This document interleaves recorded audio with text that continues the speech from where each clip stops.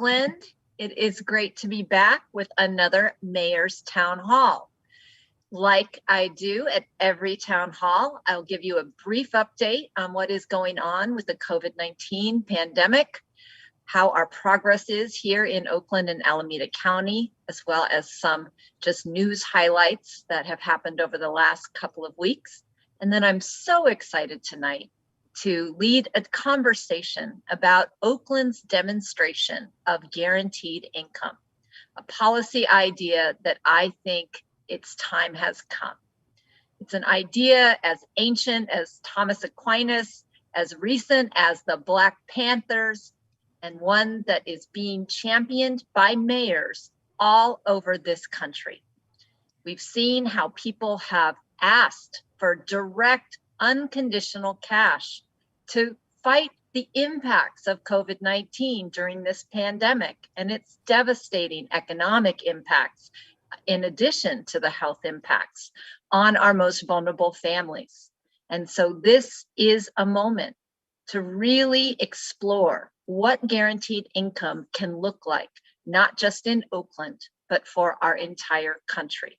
And Oakland is proud to unapologetically say that part of our intention is not just to address poverty and well-being, but to close the racial wealth gap.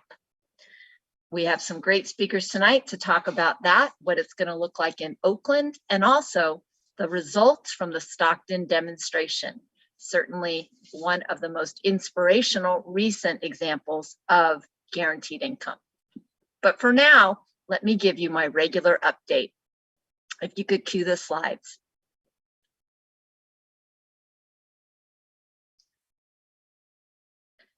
We are getting some encouraging news here in Oakland and Alameda County. We continue in the orange tier, but case rates are remaining relatively low at 3.1 per 100,000. That's the adjusted cases per day. Overall test positivity rate, 1.2%. Higher in our high risk areas, 2.1%, but still all qualifying for that orange tier. And according to Alameda County health officials, likely, if things continue where they're going, to get us into the yellow tier within the next few weeks. Now, vaccinations are available to all adults in Alameda County over the age of 16 years old.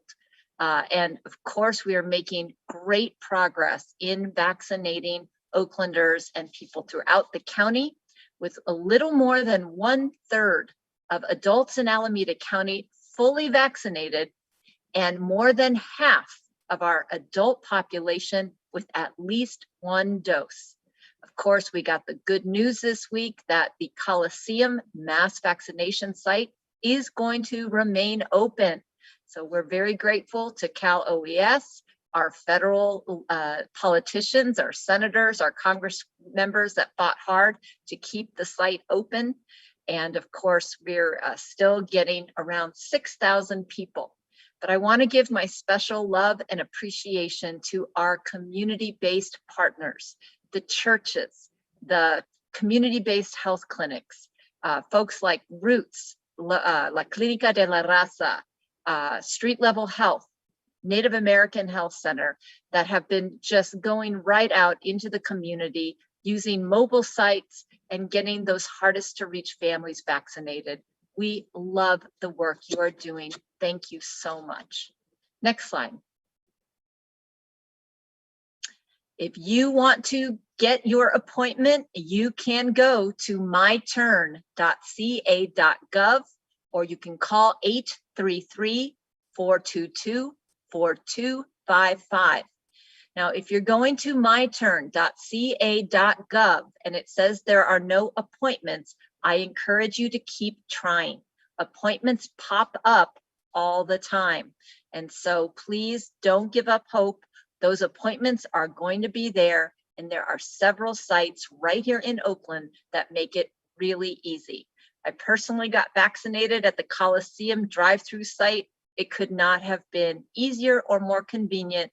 I have never had a shot feels so good. Next slide.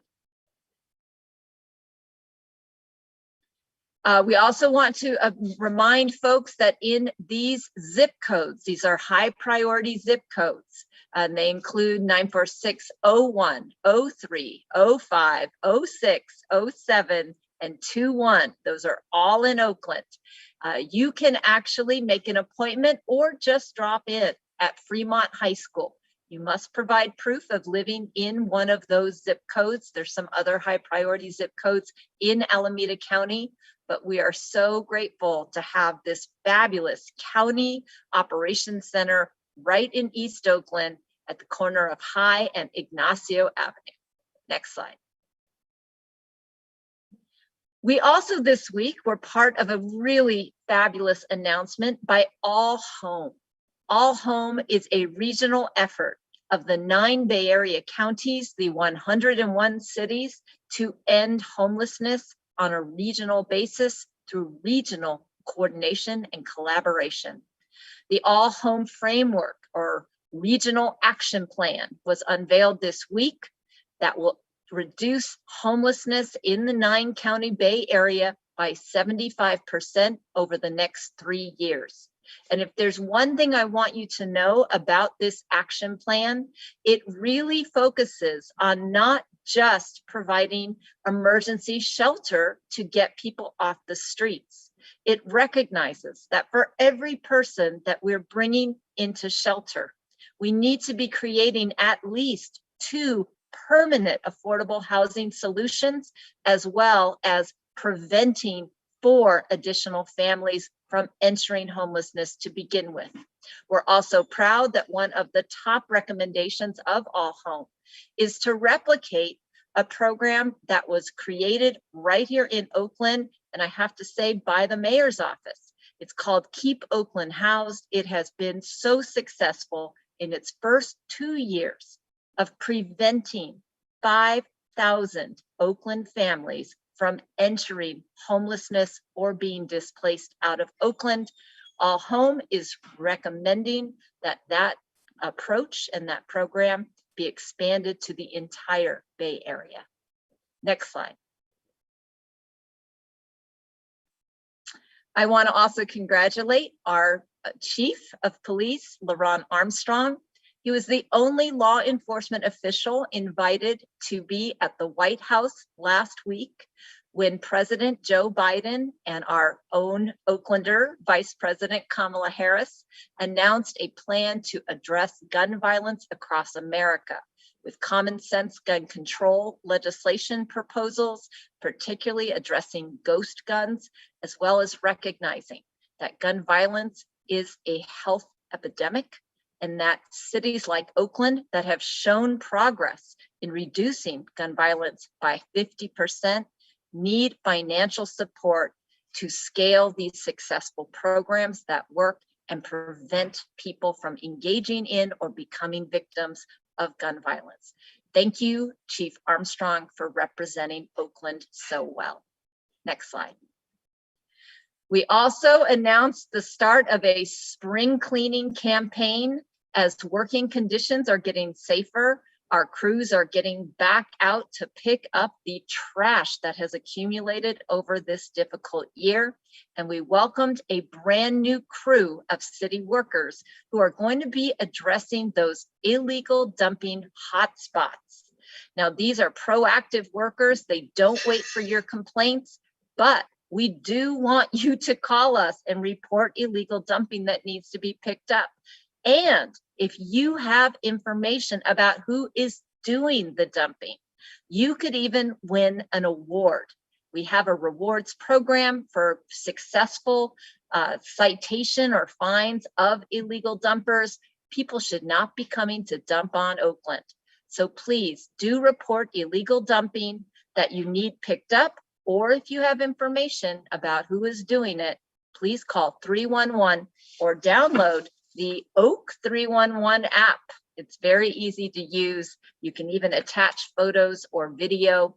Please call 311 and do your part to make Oakland proud, and that is to prevent illegal dumping and garbage on our streets. Next slide. So now we want your questions. We got some in advance, but please start thinking about your questions for our speakers tonight who are here to tell you about what guaranteed income is looking like nationally and what it's going to look like here in Oakland. We use Thought Exchange. Please click on the link if you're on social media. If you're not, you can text 462-912-135. Text that number to the number 72855. I'll remind you of this later in the program, but right now I'm really excited to introduce our first guest. Mary Durden is the Partnership Co-Director of the Family Independence Initiative. The Family Independence Initiative is going to be the implementation partner for Oakland Resilient Families. Oakland Resilient Families is the name of Oakland's Guaranteed Income Demonstration Project. And she is going to really focus in on the first cohort for our demonstration, 300 families that are going to be concentrated in East Oakland and are also going to be working with FII's innovative social cohesion app. It's a platform that helps not only transfer cash to families directly, but also helps them network and support one another in their dignified journey to self-sufficiency. I am so excited to introduce Mary Durden. Thank you for that wonderful introduction. I'm really excited to be here today to share more information about this project. So again, I'm Mary. I'm with the Family Independence Initiative, FII.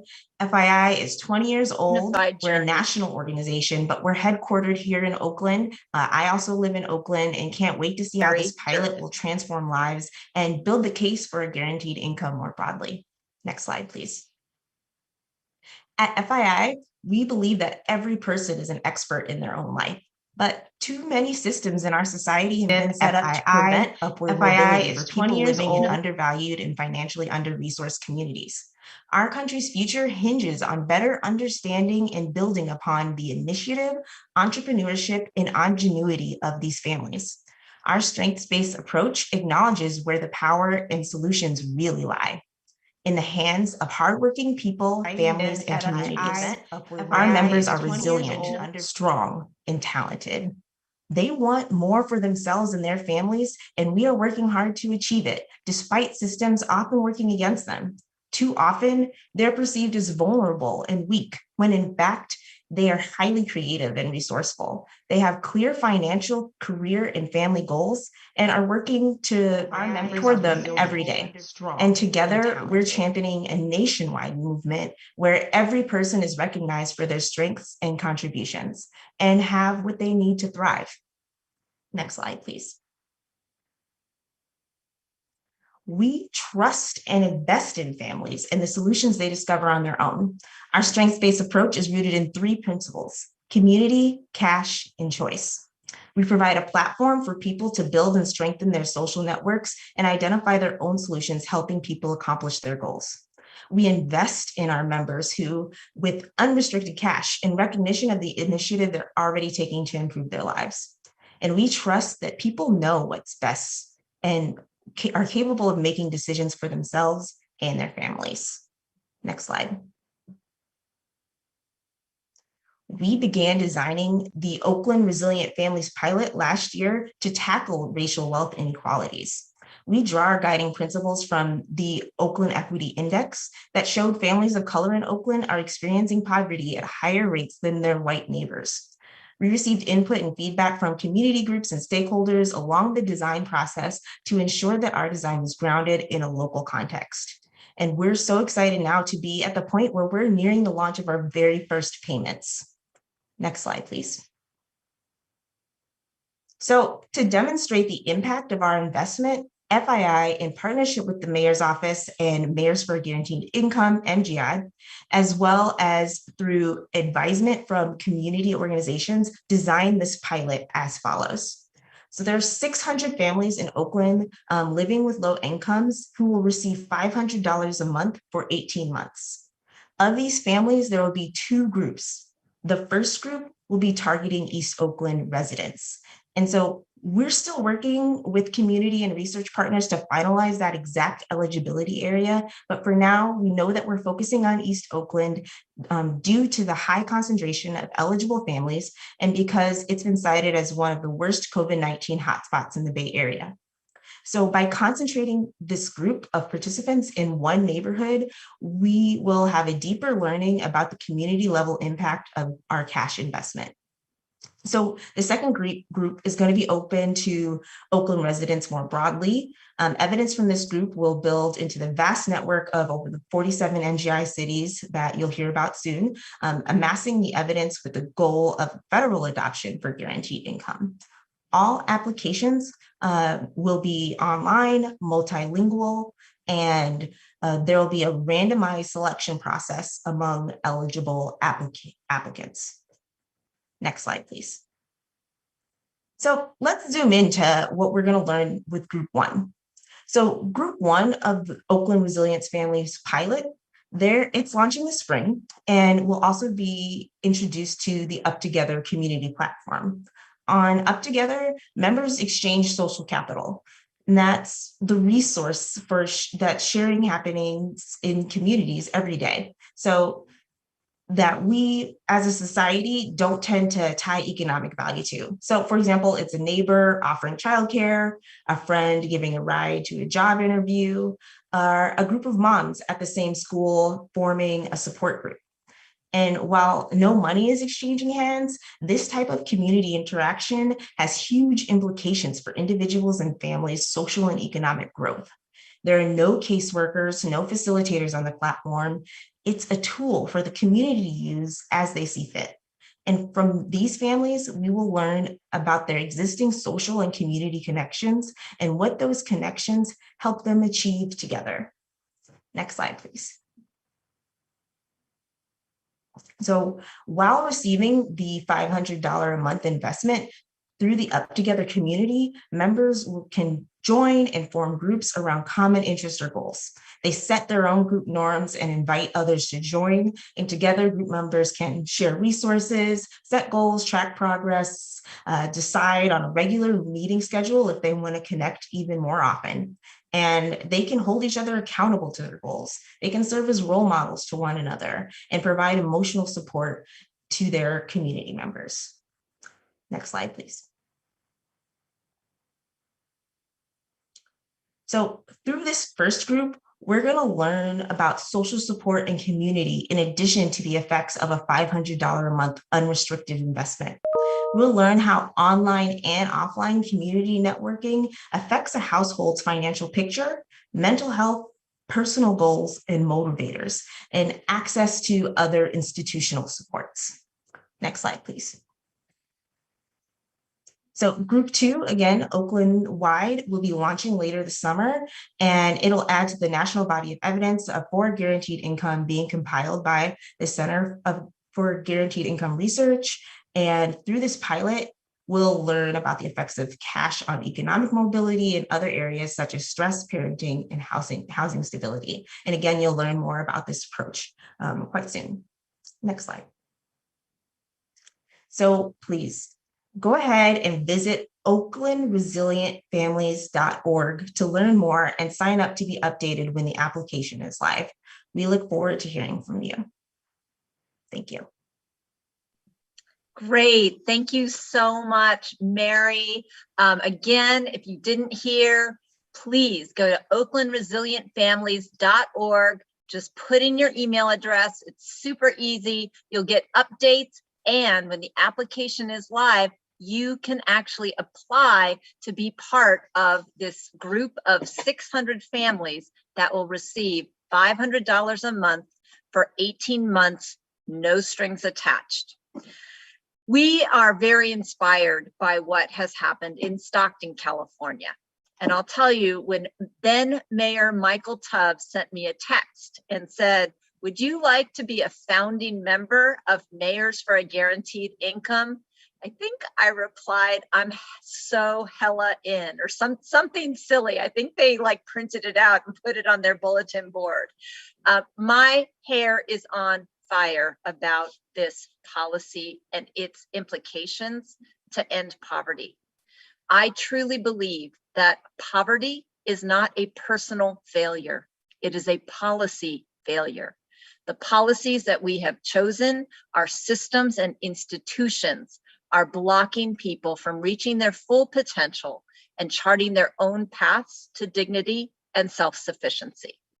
What we've seen the Stockton demonstration actually put in clear evidence is just that a guaranteed income is actually an accelerator to self-sufficiency and wellness.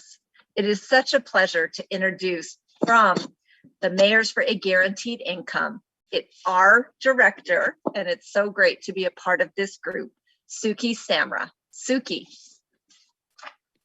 Hi, everyone, and thank you, Mayor Schaaf, for the introduction. In addition to serving as the Director of Mayors for Guaranteed Income, I also led the Stockton Economic Empowerment Demonstration, also known as SEED, which was the nation's first mayor-led guaranteed income demonstration. I'm just going to go over basically what the program was and the data that we found after the first year of the program. If you want to go to the next slide. So SEED, which took place about an hour east of Oakland, was a guaranteed income demonstration that gave folks $500 per month for 24 months to 125 randomly selected folks. The cash was unconditional, no strings attached, and no work requirements.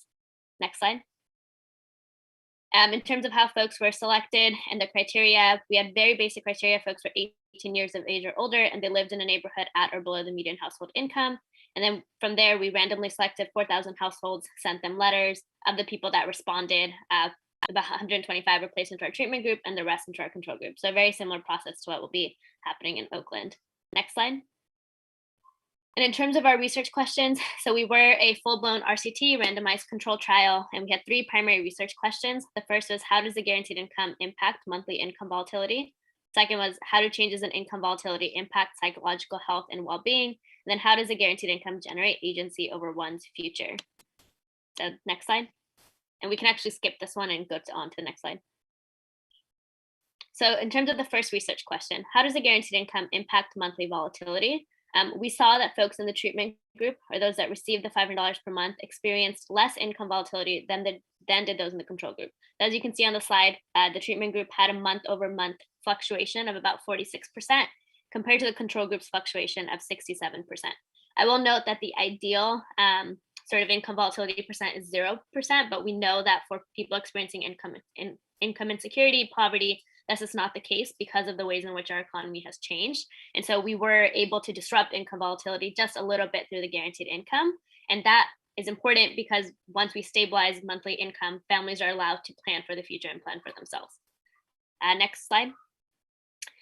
We also measured income volatility through this question. How would you pay for an unexpected $400 emergency? And this is really related to the statistic that's been thrown around a lot, that nearly 1 in 2 Americans prior to COVID-19 could not afford a single $400 emergency. And what we saw was that once you give people $500 per month, ability to take care of an unexpected expense to weather an emergency increases, with folks in the treatment group, 52% of them being able to pay for an emergency expense with cash or a cash equivalent, compared to only 28% in our control group.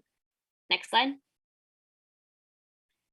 With regards to our second question, how do changes in income volatility impact psychological health and physical well-being? So really, we know that poverty has effects that creep under the skin, that it can lead to depression and anxiety. So we were interested in understanding how does the guaranteed income impact that? And in the results, we saw that recipients were less anxious and depressed, both over time and compared to the control group. And that they also reported increased emotional health and well-being and energy and fatigue. And it's not listed on the slide, but those who received the $500 per month also experienced less physical and bodily pain. Next slide. Just to illustrate sort of the extent of the findings, this is one of the sort of, our PIs refers to it as one of the best graphs that she's sort of produced to illustrate the findings. This is the CASR-10, which is a pretty commonly used scale. If you've gone to the doctor's office, you probably received questions like, how are you feeling? It's just a very simple and common scale. And higher numbers on the scale indicate a mild mental health disorder, whereas lower numbers indicate that you're more likely to be well. And what we see on this graph is that at the beginning of the program, both folks in the treatment group, which is the blue line, and folks in the control group were likely to be unwell. And the treatment group actually more so at a rate than the control group.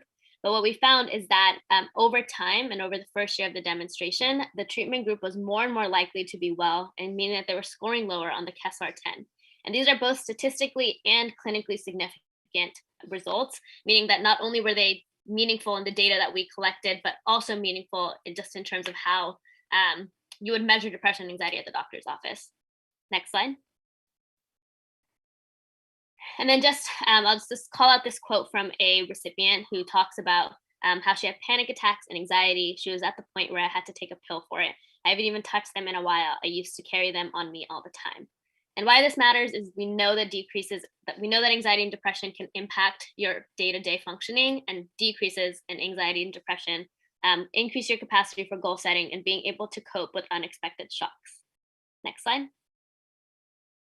And finally, how does a guaranteed income generate agency over one's future? And we measure that through changes in employment, changes in risk taking and goal setting, as well as freedom from forced vulnerability.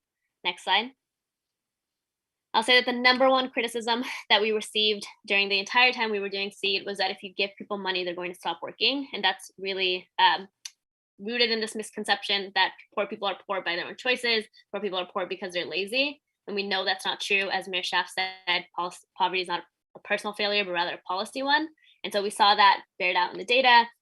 We actually saw that people who were receiving the $500 per month were more likely to gain full-time employment. They weren't working less, they were actually working more. And so what you see on this slide is that at the beginning, at February 2019, only 28% of those in the treatment group were employed full-time, compared to 40% a year later. So that's a 12 percentage point increase. And in the control group, we only saw a 5% increase at the same time. So again, people were working more, not less. Next slide. And the reason this happened, and this is what the qualitative data allowed us to understand, is that once we gave people $500 per month and we removed the persistent sort of drumbeat of financial insecurity, people finally had the time and the capacity to set goals for themselves and to take risks. Those risks could be as small as taking a day off of work to go to an interview, or taking an unpaid internship that would lead to a job, but that folks simply weren't able to do before, because every single shift matters when you're facing an economic insecurity. Next slide. And then finally, sort of this last concept of freedom from forced vulnerability, that what we saw was that when we gave people $500 per month, they were able to break cycles and relationships that they were forced into. And that's chosen vulnerability, in contrast, means that you're able to enter relationships based on agency and trust.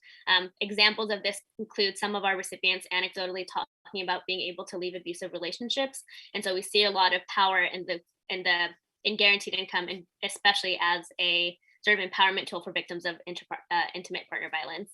And we'll just stop or conclude with a quote on the side, which says, "Poverty means lack of choice. You're forced in ways you don't want to be." And we saw that the $500 per month disrupted that cycle. And the last slide, I think, if we want to go to the next slide, is just a map of the full sort of range of MGI cities. Mayor Schaaf was one of our 11 founding mayors, and since we've launched in June 2020, we've expanded to about 42. And Oakland is not alone in this movement, but is joined by mayors across the country. But we're really excited to have y'all on board. I'll stop there. Great. Samra, were you going to show some videos of testimonies from people who actually enjoyed the guaranteed income demonstration in Stockton? Yeah, I think that's next, if you all have a slide. Okay, great.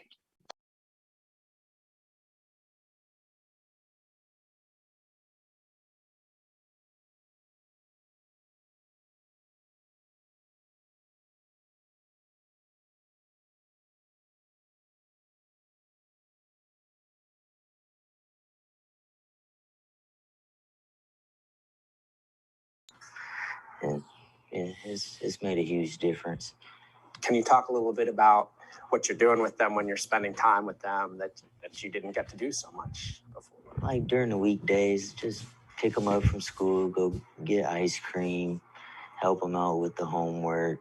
But since it's summertime now, pick them up from day camp. But and then on the weekends, we travel a lot, go quick hour ride away to the Bay Area, go to San Francisco, little things like that. I know if I get sick and miss work, I know the $500 will help me, but I know it's not forever. But at least now, it's helping me if I have to call out from work, so I don't have to stress out like, okay, I'm gonna make the rent because that $500 is covering when I was sick. Right. That must be a big relief. Yeah, it is. And has it impacted your relationships with your kids or with friends? I'm able to do a lot more with the kids, take them to movies and do a lot more things for them. I had said before that I could breathe better. I could breathe better, and because stress is the number one killer. It's a killer, and you shouldn't be stressing out a lot about stuff.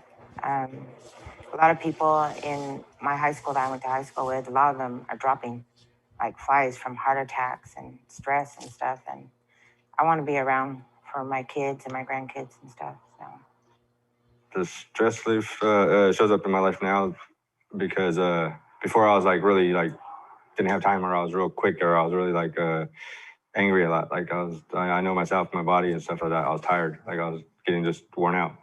Now, I mean, I get time with my kids. I get to I spend more time with my kids than I ever have really.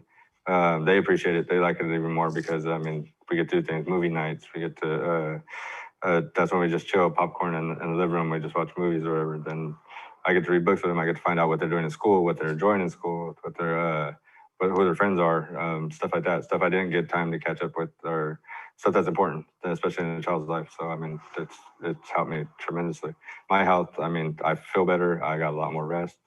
My wife does it. She gets to see me more. It's not more of I quickly come in and out, or I dirty her sink real quick and then I take off. Yeah, that's good. That's pretty amazing. It feels amazing. I was a lot smaller. I can actually put on weight now. I mean, feel healthier. I have more energy. I'm able to just relax. I guess relax and just have fun. I guess because having fun with my kids, that's the biggest thing with me right now. I'm definitely sleeping better because before my sleep pattern was some days I'm up all night and then I'm crashing and falling asleep, and I might sleep well that night. And it was just sporadic sleeping. I didn't know that I was worried until I stopped being worried. That's the only way I can explain, because I wasn't a person that would say, woe is me. I would just try to have faith and believe that we would make it to the next pay period. And I don't have that worry anymore. I'm not stressed at all. You're not stressed at all? No, whenever I do the survey, they ask, describe how you feel in an emoji, and mine is a big old smile. Because I'm very, very happy to be able to have this extra income. And before the program, what emoji would you have used? That one with the straight face, like, Yeah.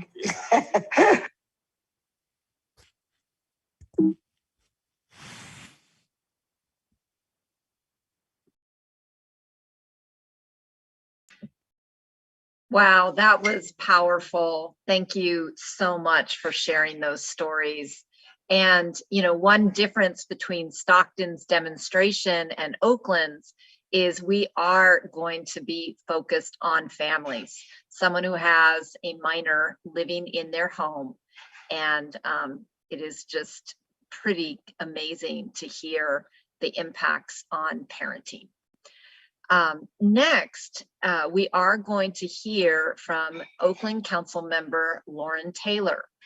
Council Member Taylor has been on the executive committee of Oakland Thrives, which is the oversight organization that's going to be supporting the implementation of the Oakland Resilient Families. And he is doing a lot of work to outreach, to make sure that we are getting to the families and that they trust that this is a real program. It really is no strings attached, and that they can trust participating in this randomized controlled trial. This form of evaluation is the most rigorous and we believe also the most effective and powerful for advancing policy change, which is our ultimate goal. We don't want this to be over in just 18 months. We don't want this only for 600 families in Oakland. We believe that this is a policy that makes sense, not just on a humanitarian level, but on an economic level. And just, I gotta underline one more time that statistic about finding full employment. Again, the people in Stockton who received a guaranteed income of $500 a month were more than twice as likely to gain full employment than the group who did not. Twice as likely to gain full employment. It actually accelerated self-sufficiency and full-time work. Amazing.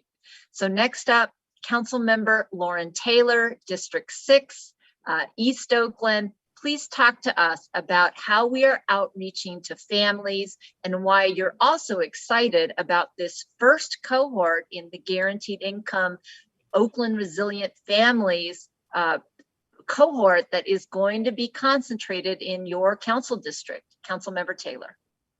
Absolutely. Thank you, Mayor Schaaf. Before I begin, I have to reemphasize my excitement about this monumental initiative. As was said earlier, the impact will be significant, both in the immediate term and the long term. We're not just talking about, an infusion of $5 million over 18 months for 600 families. We're talking about changing life outcomes for individuals, for their families, for the community over the long term. And so the unique thing about this program, the focus on equity, addressing the structural root causes of poverty, looking at structural racism directly in the face, naming it, and being focused on addressing the challenges and disparities faced by Black and Indigenous people of color. In East Oakland, the East Oakland Flatlands, we see the evidence of structural racism every day driving around. And so it is comforting to know that those who are supporting this program, the Mayors for Guaranteed Income, FII, and all of those who are coming together are acknowledging those disparities and looking them straight on. When I think about the guaranteed income pilot and why I'm so excited about that, I have to think about the experiences, the families, the stories of those in my district and in East Oakland, where I have young students, high school students, who are not able to fully take advantage of their school, extracurricular activities, and fulfill their promise and their potential academically and through extracurriculars, because they have to rush home or rush to a job so that they can help their family put food on their table. How much will it relieve and create opportunities for them not to have that burden and to reach their full potential in school? Similarly, I think of the mom in my district who has shared with me how she worries about keeping a roof over her head and balancing the stresses that go along with that while maintaining her own chronic health condition, knowing that if the stresses of life cause that health condition to get worse, that can be even more burdensome on the family. And so it's these real life situations and scenarios that get me excited about the potential here. Now, one of the things that we have to acknowledge is that traditional ways of getting the word out and engaging community members often leaves many people behind.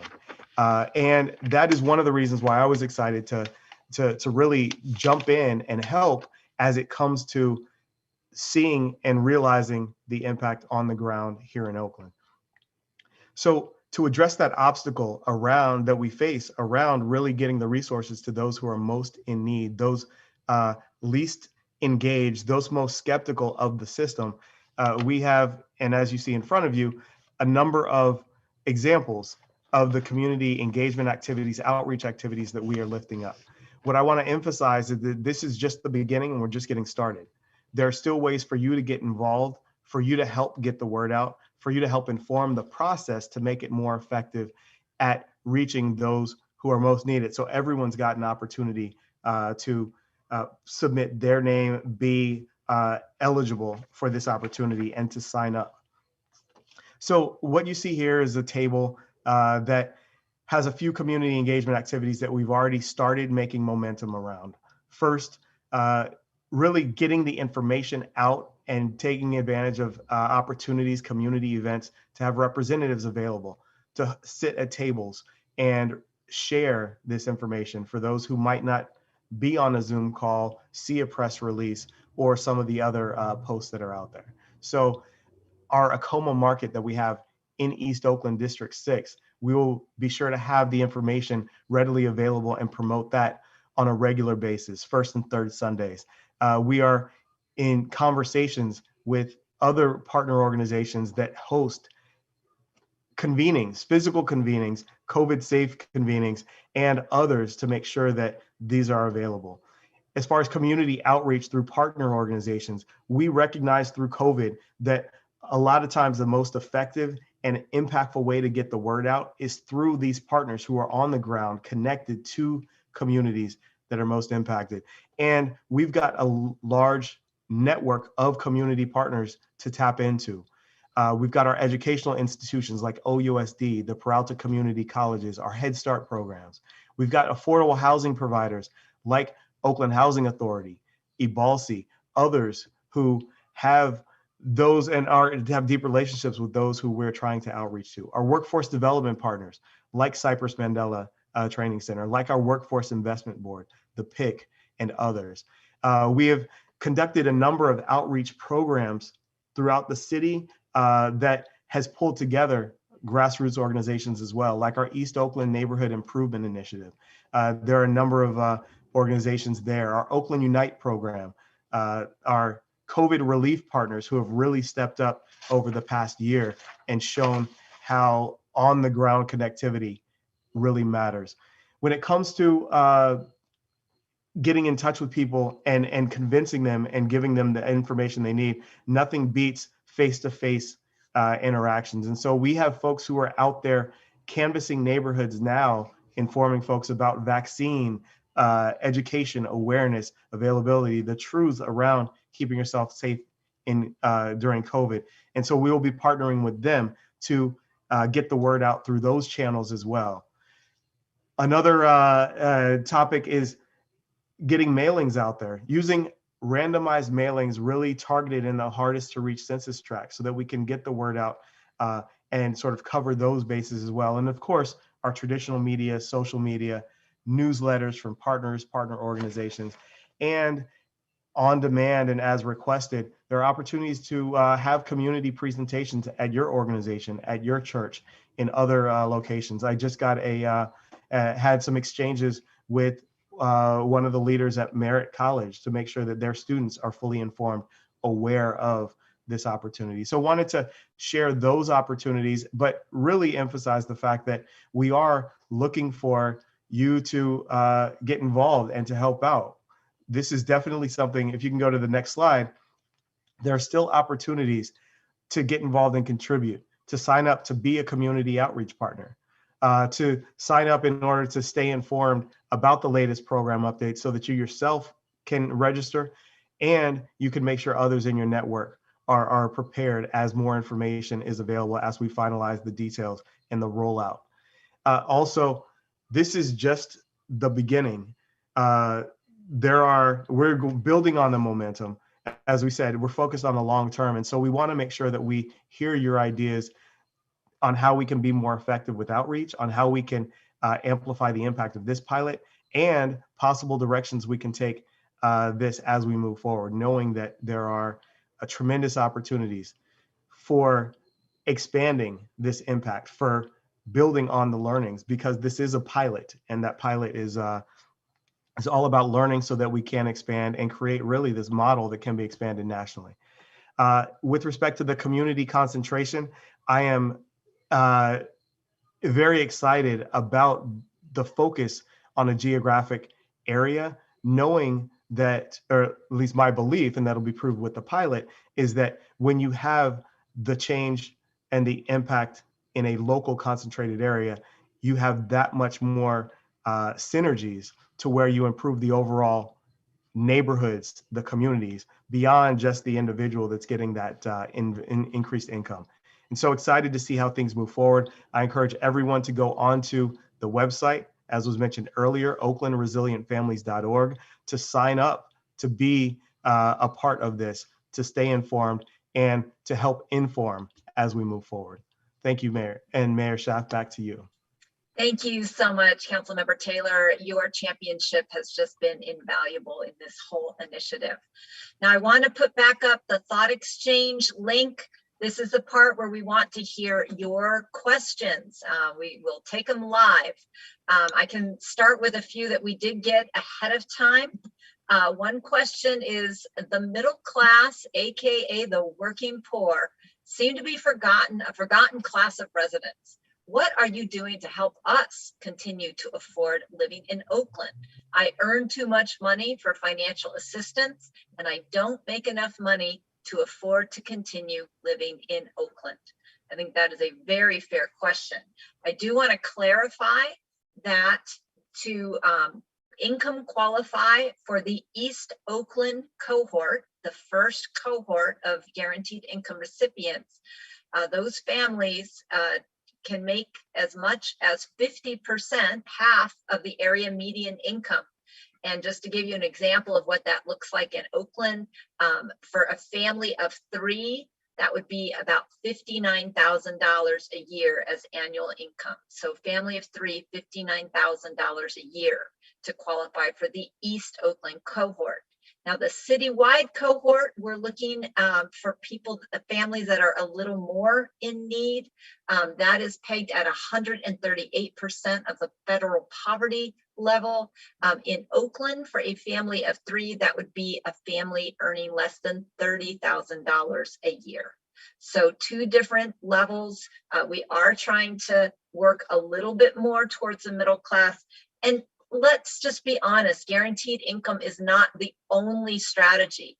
We're very excited about an announcement that was made by the California Democratic Caucus of State Senators yesterday. An incredibly ambitious first-time homebuyer plan. This weekend, I'm taking part in a campaign launch to increase Black first-time family home ownership. So that is part of a different strategy.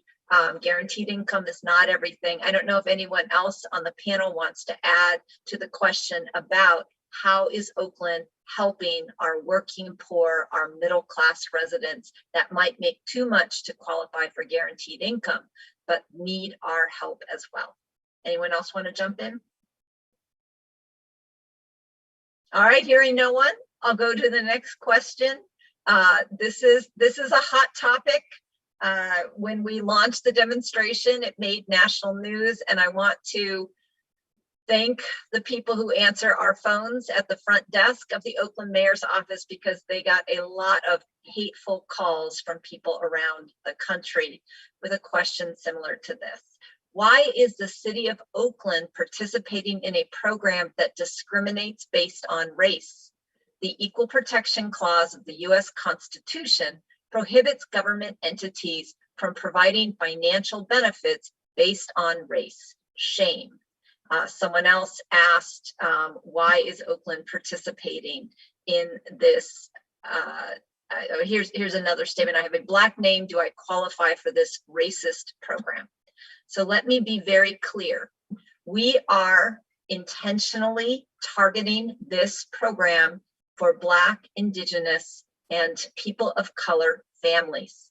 That is a choice that is made based on data and design thinking and good program design. Income disparity and wealth disparity based on race is very well documented. In the city of Oakland, Black families earn only 3 times what white families own. Nationally, the Black-white wealth gap is 10 times. We believe that these gaps suggest that there is institutional or structural racism. And if we are going to design a great program to really address poverty for everyone, we need to design a program that works for those with the greatest barriers in their way right now. I always love talking about Angela Glover Blackwell's Sidewalk Cut Theory. This idea that sidewalk cuts were put in to help people in wheelchairs actually have access to our sidewalks. But studies show that they made sidewalks safer and more convenient for everyone, including people that don't use wheelchairs. This is the theory behind using racial equity and looking at those disparity gaps and intentionally trying to address them. Now, this is a program where everyone can apply. The choices will be made through a randomized lottery selection process to ensure that there's no bias. And I'll invite Mary to talk about how FII is also answering this question that we have gotten particularly from people outside of Oakland. Mary. Yes, thank you, Mayor Schaaf. I just wanted to emphasize that eligibility is, as I described in that earlier slide, I shared the full eligibility requirements. It's based on geographic location, having a child in a household, and income level for those two separate groups. And so, we know based on census data, as Mayor Schaaf said, on census data and Oakland Equity Index, that BIPOC families experience poverty at a higher rate than white families in Oakland, and that many families experiencing low incomes live in specific geographic areas of the city. And because there are both income and geographic eligibility parameters for this pilot, we are ensuring that those who are most impacted by racial income inequities are represented. But again, eligibility is, when we receive applications and they're randomized, eligibility is solely based on geographic location, income level, and folks must have at least one child in the household. Great. And Mary, another question we got is, how is this selection process going to happen? How can families be directed to apply? Will the process be smooth? No lottery be taken places because there's so much fraud and favoritism with these programs? A lot of concerns about who's getting selected. What kind of assurance can you give to people that this will be truly randomized and fair? Yes, so as I've said earlier, that there are two different groups. And so the first group, yes, is only going to be for that small geographic area. It's going to be based on census tract data in East Oakland, and that area has not been identified. But once we do have that information available and the application is live, we are going to email everyone who signed up on oaklandresilientfamilies.org and tell them that the application is live and that folks can apply later this spring. And so once we have those applications and we see who's based in that geographic location, if they have a child in the household, and if their income follows that level that we had mentioned before, those applications, everybody can apply, and there'll be a set application period. And after that, it'll be random selection for who gets to actually participate in the program, given those eligibility requirements. And so that's for group one, and later this summer, when group two is available to apply, we'll also let people know that it's available to Oakland more broadly. We are still designing this process. We are still working with our community partners. We're still working with our research partners to ensure that this process is as accessible as possible and that it is seamless as possible within our eligibility requirements that we've designed already with our community partners. And we want to make sure that everybody knows about it, and we will continue to write to those people when we have the application live. Hey, Samra, can you talk to us about Suki, Miss Samra. Suki, can you talk to us about how Stockton did the randomized selection and how you built trust, how you answered that same question when I'm sure it was asked to you too. How can we trust that this is fair and it wasn't favoritism, it wasn't all set up? Sure. So I will say one of the biggest responses we gave back was that no one in the mayor's team, no one at the nonprofit is actually the people choosing the recipients. All of the recipient selection in Stockton was done by our independent research team, who has sort of no incentive to be picking favorites, as they are really trying to produce as robust of data as possible. So our selection criteria was people 18 years of age or older living in a neighborhood at or below Stockton's median household income of $46,000. From there, a computer algorithm selected about 4,200 addresses. We sent those households letters. Of the people that responded to those letters, a second computer algorithm put 125 into our treatment group and the rest into our control group. In terms of how did we build trust, we did exactly what Oakland's doing. We did a lot of community outreach to our trusted community partners, and just kept emphasizing that this is not, no one is being handpicked because they live in a certain part, sort of lived in one neighborhood, or no one is being handpicked because they're the mayor's friends. But again, this is an independent evaluation that was being done, and that helped build some of that trust in Stockton. Thanks. And Suki, one other question. Here's a question. It says, revising social services assistance requirements during the pandemic. This writer says it's time to change the requirements for our county's social service assistance if it's a pandemic where jobs are being lost. But can you talk a little bit about kind of the bigger policy play and where we think this guaranteed income movement really has relevance, especially during this pandemic when so many families are suffering? Yeah, I will say our hope really is, with all these pilots, to build a comprehensive evidence base and build from pilots to policies so that we're serving everyone in need. We know that with pilots, because of resources, we're limited, and that's why our selection criteria can't serve everyone.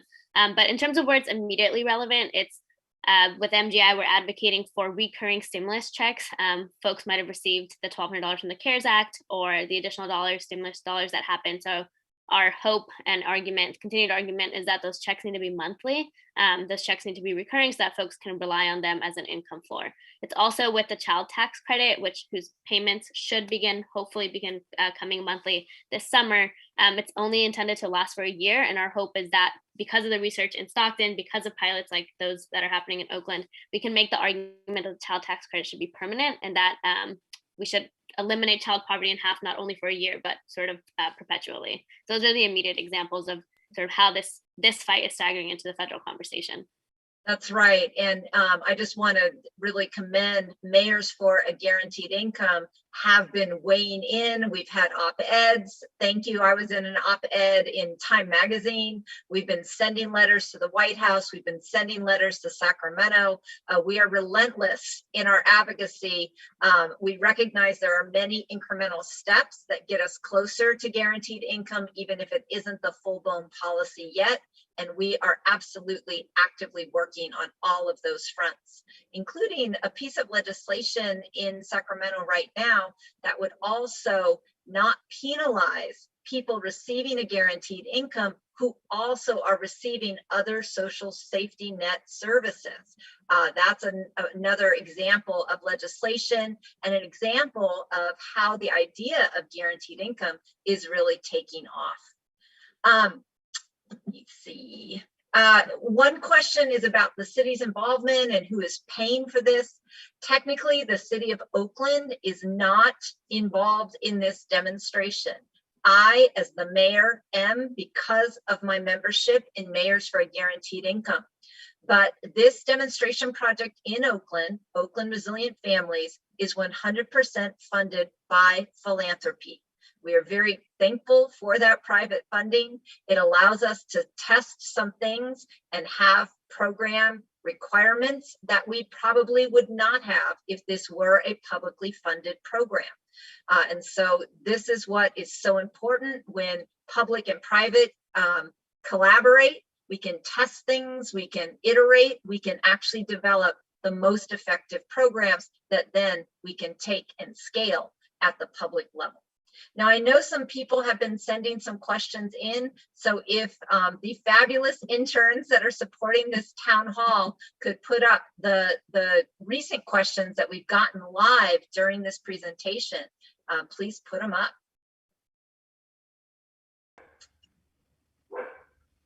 All right. Ooh, you got to make them a little bit. Oh, when will the data from this project be available to the public? Maybe Mary, you can answer that. Sure that I can answer that. I know that there will be receiving data throughout the pilot, and I think maybe on it will be a somewhat regular basis that we'll receive data, and I don't know when it will be ready for the public, but I hope as soon as possible so that we can really get in there and influence change. Yeah, we're hoping to start payments for the first group pretty soon, the second group sometime this summer. Those payments will be for 1.5 years.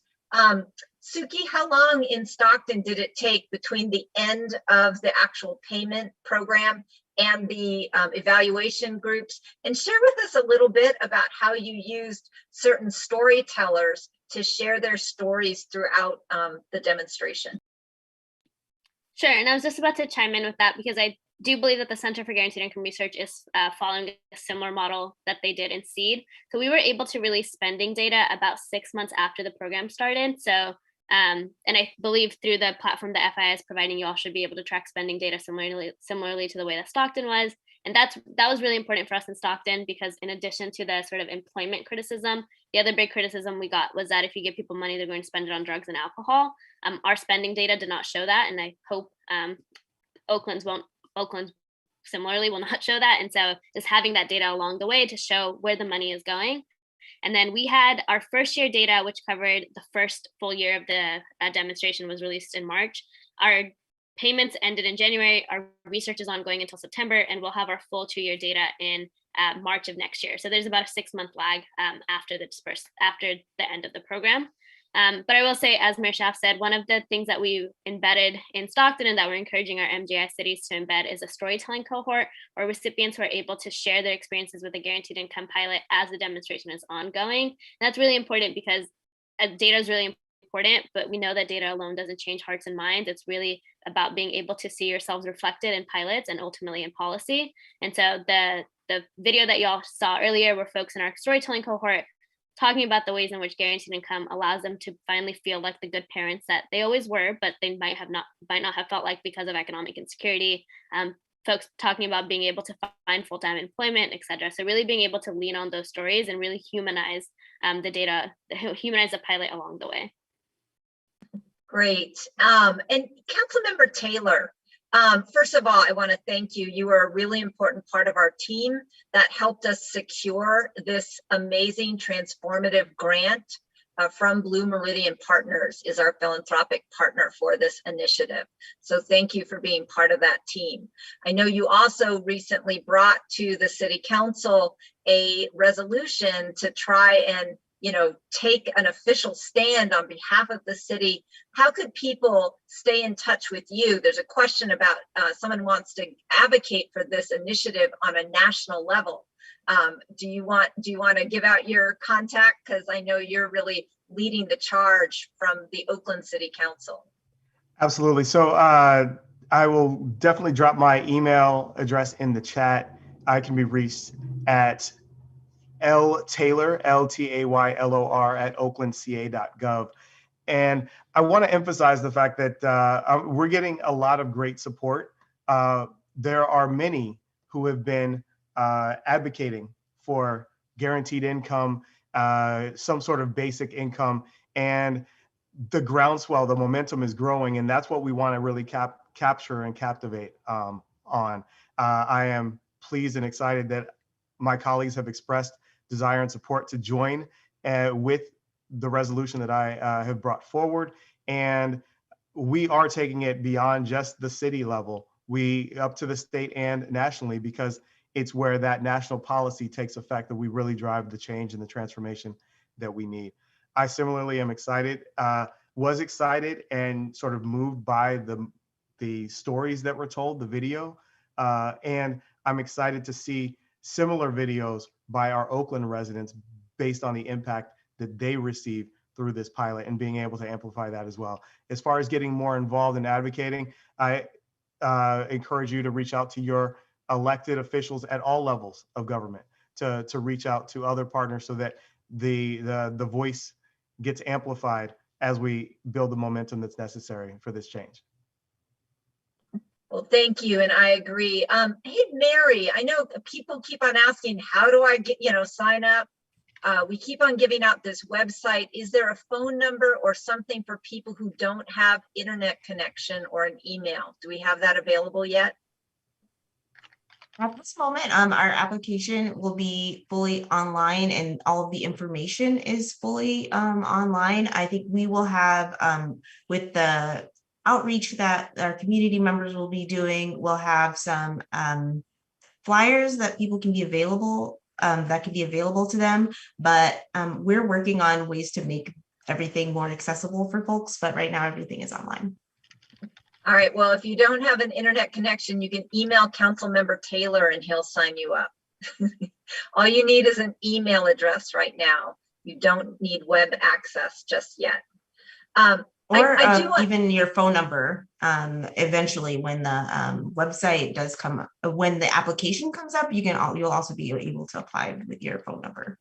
And I just got a chat phone. that a number of people are just calling the mayor's office. And so our front desk has actually been compiling names and phone numbers of people who already are ready to sign up. So that's another place that we don't want to miss anybody. We don't want technology to be a barrier. So we want everybody. And I would love to see McKinley Sharp. I would love to see you in this cohort, Mr. Sharp. He wrote, I was a cart driver for the Coliseum. My name is McKinley Sharp. I'm tired of being homeless and I don't want to be in the streets. I'm ready to work.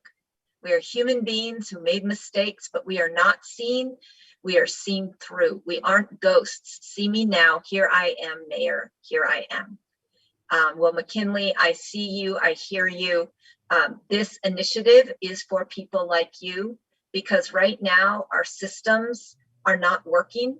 They're undignified. They're torturing people. They're making poverty a full-time job and asking people to document their deficiencies instead of lift up their assets and their abilities. So that is exactly what guaranteed income is about. I also encourage you to go check out Roots Community Clinic. Roots in Councilmember Taylor, it's right on 73rd, right above the Eastmont Mall is their main address.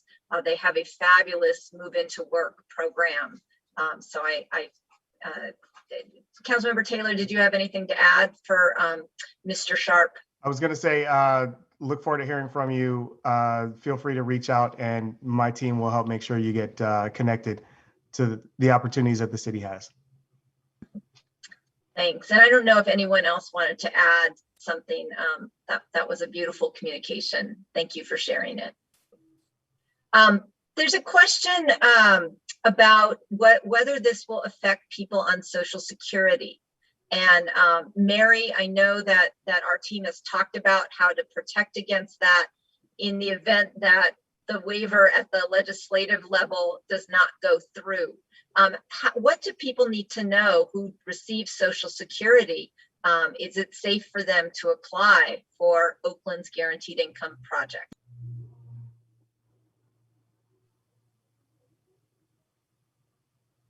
Hi, all. Sorry, I had a little computer crash in the middle of this, but it didn't affect my Zoom, thankfully. So I'm just recovering from that moment.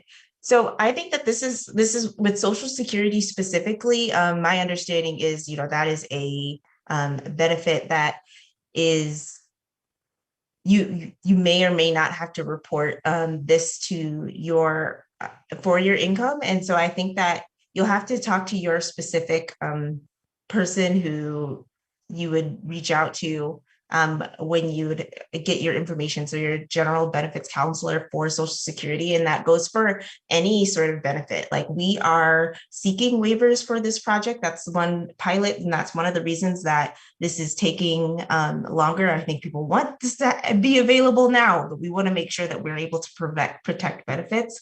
Social Security specifically, I'm not able to speak on, but that we're hoping that this won't impact or harm folks, but that's up to people to reach out to their own benefits counselors and see, like, if they are selected for this program, is this something that they want to participate in? And that is our philosophy, and sort of trusting people to be able to make decisions for themselves and see if this is a program that they do want to participate in.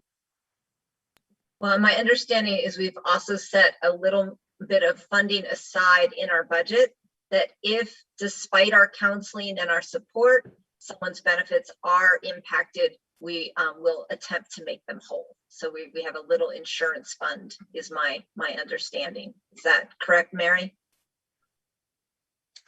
I'd have to learn a little bit more about that. I know that some, like the Stockton Seed program had a hold harmless fund to ensure that that didn't happen. And that we are also sort of making sure that that doesn't happen, but that I don't think that's something that we could guarantee at the moment. Suki, was this a problem with people in your demonstration? Did people have their benefits impacted? And how, if so, how did you navigate that? Yeah, and I think Oakland is following a similar model if, and fingers crossed, that legislation does get passed at the state level, which will make hopefully a lot of this conversation not relevant anymore. But worst case scenario, that doesn't happen. The way that we did a couple of things. First is that, I'm going to get really technical, but we structured our disbursement as a gift, and that allowed it to not be counted against specific benefits like Medi-Cal. You don't have to report gifts. For example, you don't have to report gifts under the Magi rules.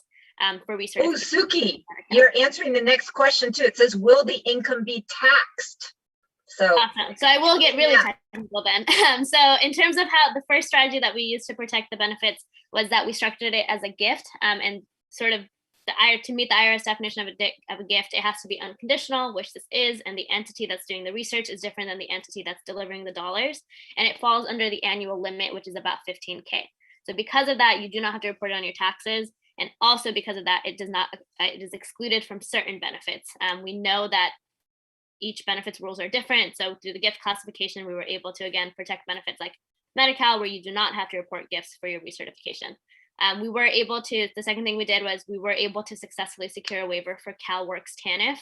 So that allowed us, for the entire 24 months, the $500 per month was excluded from being exempt from being accounted against CalWORKs. The third thing we did, we set up a hold harmless fund, as Mayor Schaaf was saying, for any sort of unexpected loss in benefits, or for or for folks who are on housing, in public housing, or on receiving a Section 8 voucher. And the last thing, we did provide one-on-one benefits counseling to folks so that they were able to make an informed decision for themselves. In terms of the specific question around Social Security, so SSDI was not impacted, but SSI was impacted. So most folks who are receiving SSI, unfortunately, in our program, opted not to participate in the program after they received their benefits counseling. But we wanted to provide all the information that we had and sort of all of the mitigation steps that we had taken, and let families decide for themselves what was the best decision. So that's everything we did. And our hope, again, is that the legislation at the state level passes so that there's a more sort of, it's more inclusive and more equitable, but I trust that Oakland will follow a similar model, and that all families will get the information that they need to make the best decisions for themselves. And the next question is, can immigrants apply? And I want to be very clear, not only can immigrants apply, undocumented immigrants absolutely can, and we hope do apply. And this guaranteed income demonstration in Oakland is expressly available for undocumented or mixed immigration status families. Absolutely, this is something that we actually want to offer to you, because so often you don't get other types of benefits. And while our partners in Washington, D.C. work to fix what is a broken immigration system, we believe that this is a great way to start stabilizing our families and our communities. I don't know, Mary, if you want to add anything, or Lauren, Councilmember Taylor, about how we're reaching out to our undocumented community and ensuring them that this is safe, that this information will not be given to any immigration officials or the federal government, and that this is something that absolutely we are welcoming. Non-English speakers, access, that is important to us. Mary, Lauren, anything you want to add on that? I'll just add that one key part is not just having multilingual outreach, engagement, and information, but also making sure we are working through trusted partners who are on the ground, have relationships, and can provide the appropriate responses to these questions, these fears, and these concerns, because those are exactly the barriers that we are wanting to make sure we overcome. Yeah, and I will just add that a lot of we spent the past year doing a lot of COVID relief funds, and most of those funds were focused on supporting undocumented folks. That is great. So FII has a great track record already. Again, we get a question, I'm a single mom, how can I apply? We need help. OaklandResilientFamilies.org. We'll post it in the chat again. Click, leave us your email address, and we will be in contact with you. Here's a question. What are the metrics for success? Suki, I know you shared with us the evaluation questions that Stockton used. Mary, I don't know if Oakland has decided to use the same evaluation questions or other metrics that you are going to measure that how are we going to be defining success here in Oakland? I think in addition to the things that Suki went over, so that's the difference between group 1 and group 2. So group 2 will have that exact same sort of research base that Stockton had. And so that'll build upon that knowledge base so that we'll have even more data to draw from in that Suki described earlier. With group 1, we are really highlighting sort of that community aspect, as I said before. So how do people's relationships with one another and the community that they build together on the Up Together platform and off of Up Together, how does that sort of magnify that financial impact and that financial success? So we'll have that community aspect is something that we'll learn in addition to the other things that we'll also add on to that MGI research that we've heard about. And Suki, slow down, explain to people what a randomized control trial is, because one, it would be great to remind people some of the metrics that you used, which will be used for at least the one group in Oakland. And also you can answer the question about how long was Stockton's pilot and what happened to people after the pilot. Sure, so I will do my best. So an RCT, or a randomized control trial, it's sort of a gold standard of social science research in terms of being able to really understand if guaranteed income is what's causing sort of the impacts and is really the thing that is causing change. The randomized control trial is an experiment where people are chosen at random to be placed into either the group that's receiving the money in this case, or the group that's not receiving the money. And in science terms, that's the treatment group, which is again the folks receiving the money, or the control group, the folks that aren't receiving the money. And the hope with doing an RCT, a randomized control trial, and doing this random sort of assignment of people is that everything is going to be exactly the same between the two groups, except for the $500 per month. And that allows you to really isolate the impacts of the cash. And so you know at the end of the study that the changes in employment, they weren't caused by something else, but actually by the cash itself. So in terms of how long was the Stockton experiment, it was 24 months, started in February 2019, ended in January 2021, but our research is still ongoing. So disbursements were those 24 months, research is continuing until September of this year. And in terms of what happened to families, we did a really sort of hands-off offboarding process. We set ourselves up as a resource for families and let them know. We sort of sent them reminders that the disbursements were going to end, that the 24 months was coming to an end. Please reach out to us if we need help re-enrolling in any benefits, if you want to be connected to another agency. And some folks did reach out, others didn't. But we really wanted to maintain this ethos of trust, that just like we trusted that families would know what to do with the $500 per month, we trust that they know that the program is coming to an end, that they've prepared for that, and that they're expecting it and sort of know how to move on beyond the pilot. But we'll have data from the full 2 years next year, so we'll really be able to understand what happened in those 6 months after people stopped receiving the cash. I hope that was a clear enough explanation. But that's great. So you are going to check in with them 6 months after all the cash payments have stopped to see if some of these benefits have persisted. Exactly. And we are doing, in our model, we do monthly text-based surveys as well. So we've already been checking in with folks since disbursements ended, and then we'll do a big long survey at the 6-month mark. That is great. And just to remind people about some of what your metrics were, it had to do with income volatility, mental health and wellness, and employment were the three that stuck in my mind. I wanted to also remind people that if I'm not mistaken, you actually started with only 18 months. But while the demonstration project was going, philanthropists were so excited about it that you actually were able to raise additional funds to extend for another 6 months. So if anyone is out there who's a philanthropist and would like to help Oakland's demonstration project extend an extra 6 months, we would welcome your partnership. We hope that extension miracle happens in Oakland as well. But isn't that true that that's what happened in Stockton?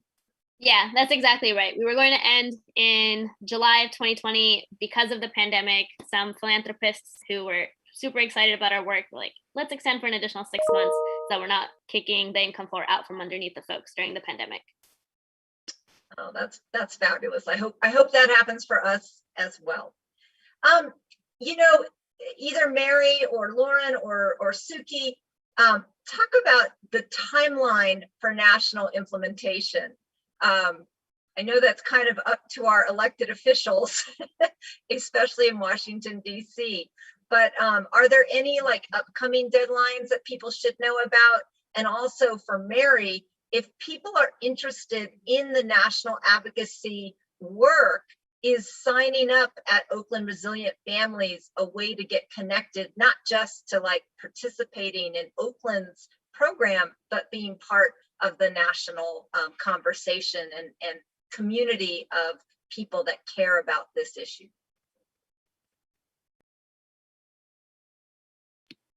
I can start in terms of key sort of the national timeline. I will say our goal is, of course, a federal guaranteed income, and that is going to be contingent on the evidence base we build. So through MGI, there's a handful of cities that are launching pilots of their own. Cambridge, Massachusetts just announced this morning.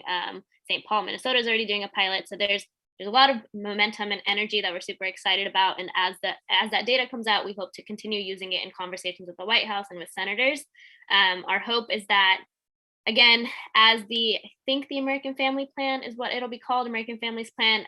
That's our big sort of focus and push right now, is that one, within that plan, there's an extension and a permanence to the child tax credit, which is effectively a guaranteed income for families, and that there are recurring checks.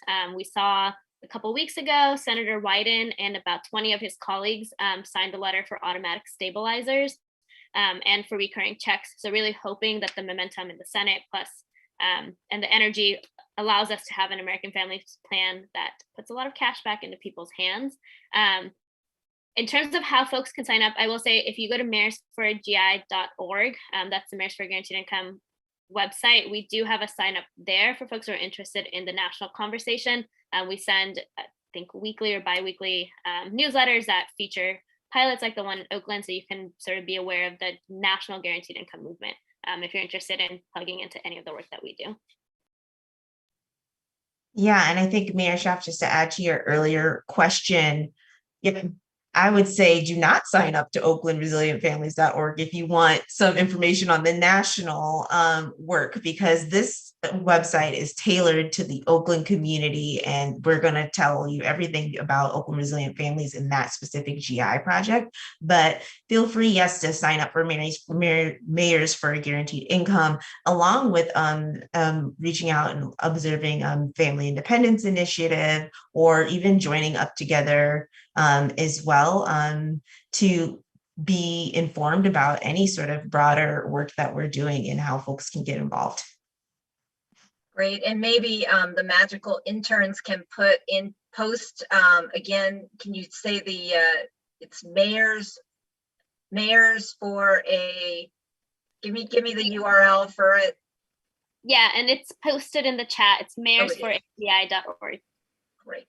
And then also our partner is the Economic Security Project. They are also a great place to get involved in the national advocacy work and to really learn more about what this work looks like and the different policy avenues to actually get us to a guaranteed income. Nobody asked the question, but I'm going to ask it to you. How about Councilmember Taylor? Tell us the difference between guaranteed income and universal basic income. What's the difference between UBI and guaranteed income? Because they're not the same, even though people switch those terms all the time. Absolutely. The way that, first of all, those questions and others are in the FAQ section. So definitely want to encourage everyone to, again, check out oaklandresilientfamilies.org. The way that I think about it is that guaranteed income is very targeted on those who need it, those who experience the gap, as opposed to simply saying that everybody, regardless of your need or your position or where you are, gets a certain dollar value. And it's the aspect of targeting towards equity, as opposed to simply defaulting to equality and spreading thin, so that we can get more bang for our buck, more impact socially across our entire society. Correct me, anybody add on to that? Perfect. UBI means Jeff Bezos gets the same check you get. Guaranteed income means people who need it get the money. Hey, a number of times we've referenced EITC, or the Young Child Tax Credit. Just want to give a plug. Tax day got delayed a little bit this year. Your taxes are now due on May 15th, if I'm not mistaken. But Oakland gives free help. And there are tons of Oakland individuals and families that qualify to get a tax refund through the Earned Income Tax Credit who are just not applying for it. So if you want free help with your taxes, because actually Uncle Sam may be sending you a check, please call 211. Call 211 or go to 211.org to find out how you can get free help with your taxes and potentially get free money right away. So that's my plug. Don't leave that money on the table. Councilmember Taylor, I'm going to ask each of you, because we're nearing the end of our time together, just to leave us with some closing thoughts. And I'm going to start with you, Councilmember Taylor. I'm going to go to Mary and then to Suki. And you might want to throw in your closing thoughts. Somebody's asked, why aren't more cars towed in East Oakland? Why is East Oakland looking so raggedy? They're claiming that the streets aren't getting swept. So you could answer that question too, since you're a council member for East Oakland. Councilmember Taylor, please. Absolutely. So I guess first I'll begin by, while we're extremely excited about the Guaranteed Income Pilot, we recognize that it does not do all things. And so it is not going to get the cars off of the abandoned vehicles off of the streets, even though we recognize that's a serious need. It's something that my office deals with regularly. And unfortunately, we have such a high volume of abandoned vehicles. We are, I would say, struggling to stay on top of it. The increased resources that we are getting, I know there's a big push that was just announced yesterday around really cleaning up our streets and restoring some of those units that are addressing abandoned vehicles. So I anticipate that that will help to move things forward. But it is something that we're also looking at from a long-term sustainability standpoint as well. What I'll say in closing is that this is an exciting opportunity. One of the things that I'm excited about is how this guaranteed income pilot not only creates the, as we said, the immediate impact and the longer term impact and creates the momentum, but also how a guaranteed income, that influx of cash for families, complements other initiatives and other things that we have going on in our community to address the needs and the gaps that are there, whether it's our ESO Ventures Entrepreneurship Program. I know a number of the young entrepreneurs involved in that are seeing that, hey, they can really focus on building their business if they were able to have a little bit more breathing room. We're focused on how it interacts with our Head Start program, how it interacts with other workforce development, education programs, other resources that exist. And so that's what I'm excited to see the impact of. And we've got a number of things that are focused on East Oakland as well as more broadly across the city. So I am extremely appreciative for those partners who not only have put the energy, the resources, and the thinking into setting up a guaranteed income pilot that has momentum for moving things nationally, but saw the need, the opportunity here in Oakland in order to really hone in and make sure that we are sort of the epicenter of what is happening nationally. Great. No, we're very proud. I don't know of any other demonstration in America that is launching with 600 families. It is very, very exciting. Mary, if you could give us your closing thoughts. Yes, for sure. I think Councilmember Taylor really put it all out there, but I just want to emphasize that we are excited to get in contact with y'all as soon as the application is open, and that, you know, we're looking at geographic location, having a child under the age of 18 in your household, and there's income eligibility requirements. We want to reach as many of those people as possible to apply to be to benefit from this program. That's right. And we don't define what family is. You define what family is. Correct. Just need to have a child in it. All right. And then Suki, you are such an inspiration to us. The leadership that you all are providing for our whole country has been so appreciated. Please give us your closing thoughts. Well, thank you. I'll say you're an inspiration for us. We're so excited that Mayor Schaaf, y'all's mayor, was one of the founding mayors back in June of 2020. Because of her leadership and some of the other mayors in our coalition, California continues to lead the way. We have the Golden State Stimulus, and Oakland is just one piece of the critical, it's a critical puzzle piece in proving that an income floor works, especially, we especially commend y'all's emphasis to equity and serving BIPOC families. So we're really excited to have y'all in this work together and to continue to sort of make this push nationally. Great, thank you. We will be back together in 2 weeks. Until then, please stay safe, continue to social distance, wear your mask, get vaccinated, and we thank you for tuning in, caring about Oakland.